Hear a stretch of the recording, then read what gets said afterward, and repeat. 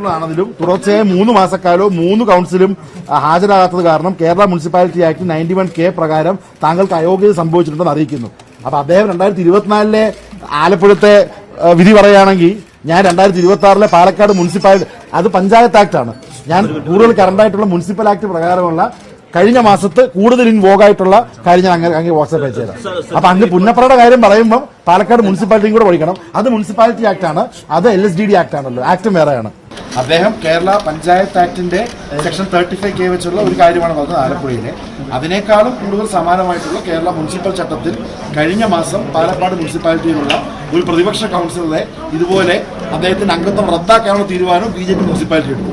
അപ്പൊ ആദ്യമേ എനിക്ക് പറയേണ്ടത് ഈ എനിക്ക് എന്നെ കണ്ടുകൊണ്ടിരിക്കുന്ന പറയാനുള്ള കാര്യം, ഈ കൗൺസിലിലോ ആക്ടിലോ ഒരിടത്തും ഈ തൊള്ള കയറി എന്താ ശബ്ദ വോട്ടോടെ കൗൺസിലിന് അവധി കൊടുക്കാൻ പറ്റുന്ന നിയമമൊന്നുമില്ല.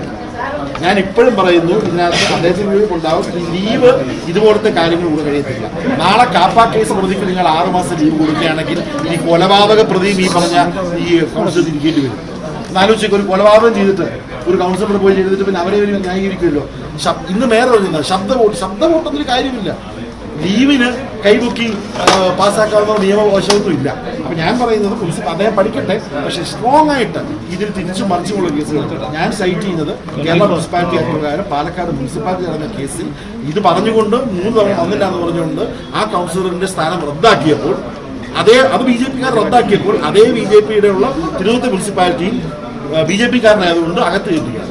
ഇതിനൊക്കെ നിയമമുണ്ട്. നിയമവ്യവസ്ഥ അനുസരിച്ച് ബഹുമാനപ്പെട്ട സെക്രട്ടറി നമ്മൾ പരാതി കൊടുക്കും. അദ്ദേഹം പഠിക്കട്ടെ, നമ്മൾ എന്തായാലും ഇതിലേക്ക് പോകണം. ഒരു കാര്യം പറയാം, നിയമവും ചട്ടങ്ങളും ഒക്കെ പഠിക്കണം, അല്ലെങ്കിൽ ജനങ്ങൾ നിങ്ങളെ പഠിപ്പിക്കും. ഇപ്പൊ ഡൽഹി കണ്ടതാണ്. അതേപോലെ തന്നെ ജനങ്ങളെ നിയമം പഠിപ്പിക്കുക. ഒറ്റ കാര്യം, എന്നെ ഈ സോഷ്യൽ മീഡിയക്ക് ഇനി ട്രോളാൻ പോകുന്ന BJP ഫ്രണ്ട്സിനോട്, നിങ്ങൾ ഏത് നിയമം ഏത് വകുപ്പ് അത് പ്രകാരം ലീവ് അക്സെപ്റ്റ് ചെയ്യുന്നു എന്നുള്ള ഒരൊറ്റ കാര്യം എന്നോട് എല്ലാവരും പറഞ്ഞാൽ മതി. നമ്മൾ ശക്തമായിട്ട് ലീഗായിട്ട്